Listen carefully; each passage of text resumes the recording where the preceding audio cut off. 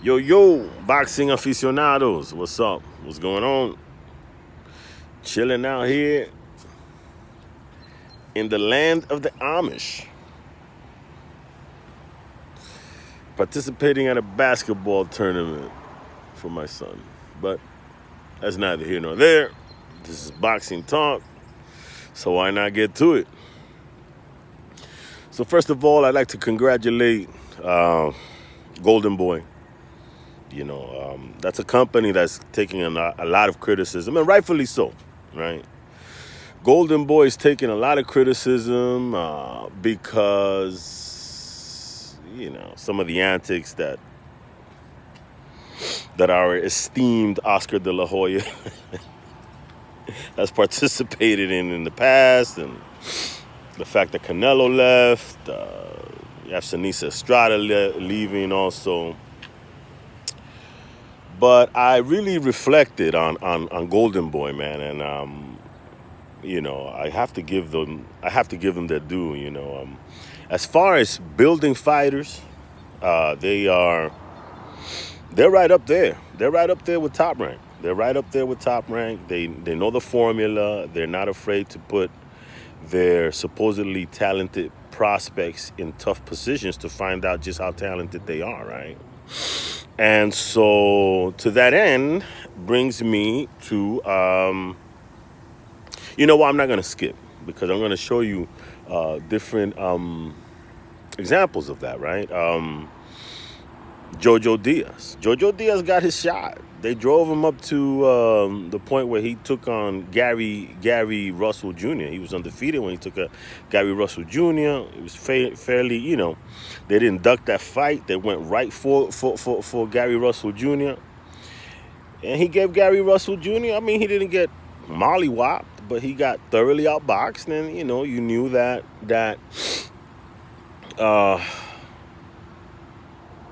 they had a shortage in firepower. And I've always known that about Jojo Diaz. The first time I saw him, I heard a lot about Jojo Diaz. But I'm walking my little, you want to see it? My little amiga there. It should remain nameless. All right, where you want to go? All right, so if you're not going to do anything. Anyway, so the first time I heard a lot about Jojo Diaz. He was highly touted, whatever. And so I check him out. I always check out old prospects, see what they're about. I think I saw him on the Canelo undercard. I saw him on the Canelo undercard. And he was fighting basically a very overmatched fighter. And one of the things that I picked up on right away was that he couldn't get him out of there. He hit him with everything but the kitchen sink. And the guy was still standing, so I knew that that Jojo Diaz's power was at best questionable. And now we know that it's non-existent at all, right? So it's not questionable anymore. There's no question. It's non-existent. So I like the way I did that. So anyway, and then moving rapidly along those lines, you have now Ryan Garcia. Ryan Garcia is a guy. I like the way that he's, they put him in there with Luke Campbell. They put him in there with the Filipino. Is it Filipino Duno? I don't know if they just built that fight up to be harder than it was really gonna be. But they did a good job with him, man. And the Luke Campbell fight, you can't be eating that stuff. Y'all want to look at him? At her? I can't turn it around now. Hold on, I'll show you. There you go. Little blue nose pit. Anyway, so Ryan Garcia, they've matched him appropriately, man. That was a good fight. The way they brought him back against first against that guy that didn't show up to fight, and then they brought him up against Fortuna, who was talking a whole hell of a lot of crap. Oh, good job. And then Fortuna, basically gave up once he tasted Ryan Garcia's power. I mean, Ryan Garcia has fight-changing power. Fight-changing power, man. Like, he's got the type of power and the type of speed on his punches that makes cats rethink whether they want to be in the ring. And that's what happened to Javier Fortuna. And I was, I was rooting for Javier Fortuna. I want Javier Fortuna. He's Dominican. I'm Dominican. Why not, But the truth was the truth, man. That cat did not belong in there with Ryan Garcia, man. Ryan Garcia hit him so crisply, so sharply, so quickly, that it took the fight right out of Javier Fortuna. That's different type of power, man. Not everybody has that. And so, I was mostly impressed with the Luke Campbell fight, They put him in there against a guy who had been in there with Lomachenko, a guy who was an ex-Olympian, gold medalist, guy that was very experienced. And they weren't afraid to see what happened. And you saw that the fight was tough. I mean, Luke Campbell knocked Ryan Garcia down. But that's not important. The important thing is what he did when he got right back up, right? When he got back up. You knock me down, I'm going to knock you out. You knock me down, I knock you out. Compare that to what Devin Haney did when he got rattled by Jorge Linares. Devin Haney got hit. He didn't want no more. Held on for his dear life. Ran for the last 2 rounds. I take points away from any performance when you do that. I feel like that says something about who you are in a tight spot. Do you have the will to fight, to overcome, to really impose your will on somebody who's tough? And Ryan Garcia did that, showed me that he could do that when he did that against Luke Campbell. Credible opponent. I mean, let's be honest. If Ryan Garcia fought Kambosos, what do you think would have happened? Let's be honest.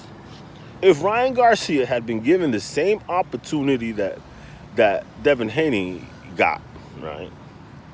What do you think would have happened in that ring? What do you think would have happened in that ring? You think he would have outboxed him for 12 rounds? 12 boring rounds? And I'm not taking anything away from Devin Haney, but at the end of the day, if you're that much more talented and physically gifted than the fighter you're facing, then you got to stop it. You got to end that fight. You got to put an exclamation point on the festivities. That's all I'm saying. And Ryan Garcia has that. He'll put an exclamation point on his performances, man. And that's a fact. So, again, kudos to Golden Boy for putting him in that position to show who he was against a credible opponent. I mean, you compare that to what they're doing with Gervonta Tank Davis. Has he been put in that position? Has he been put in a testing ground? No, he didn't even fight Tevin Farmer, for Christ's sake. So, you could take that as hating. You could take it any way you want. The facts of the matter are the facts, man. And now we got Vergil Ortiz. And again, I'm going to skip Vergil Ortiz because I'm going to talk about Canelo, because that's what people's perception of Golden Boy's current predicament depends upon, right? Yes, Canelo left. But he was built by Golden Boy. Same lines, tough fights. Lara, proving grounds, Canelo Alvarez's resume is unquestioned. Why? Because of Golden Boy. They're willing to put him in there with tough fighters. Austin Trout, So that's my point. That's my point, And Golden Boy has been doing this over and over and over again. And people, the point is that that's how they build their fighters. So Canelo leaving, yes, it hurts. And they should be criticized for it. But at the end of the day, they built them. And they could do it again. And they're doing it again with Vergil Ortiz. That's a great segue. They built Canelo, and they're doing it again with Vergil Ortiz.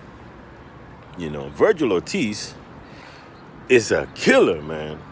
And now we know because he was up against CHAVEZ. CHAVEZ was no slouch. Y'all give CHAVEZ, Terence Crawford haters, criticizers, give CHAVEZ credit for knocking down Terence Crawford, right? Well, if you're a promoter, if you were PBC and that were Tank, would you put him in there with somebody that just knocked down somebody with the caliber of Terence Crawford? No, they've shown no propensity for doing such things. Come on, Papa. Come on, Blondie. Let's go upstairs. You already did what you had to do. Anyway, so I'm at a hotel. Anyway, we've got to go. We've got to go. Come on. There you go. We're going up. So, my little friend here. Her name is Blondie. Hey, Blondie. Anyway, so, point is, they can do that stuff again because they're doing it with Vergil Ortiz. And Vergil Ortiz is a different type of fighter. Vergil Ortiz is all about business. Vergil Ortiz is very humble. Vergil Ortiz has been put in with CHAVEZ. Vergil Ortiz just took on this Mickinson guy who, let's face it, he wasn't a real threat to hurt him, but he could make life difficult. And he did because of his, unique style. He was undefeated, And then we saw Vergil Ortiz open up, and he's different. He's different in how he delivers his punches when he gets to business.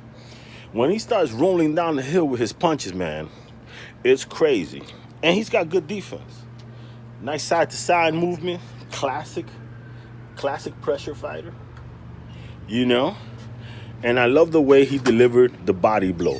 And that's the punch that Mexicans love most of all, is that body knockout, right? When a Mexican fight fan sees a knockout by one of their favorite fighters via a body blow, crumbling their opponents to their knees, I think Mexican boxing fans might have orgasms.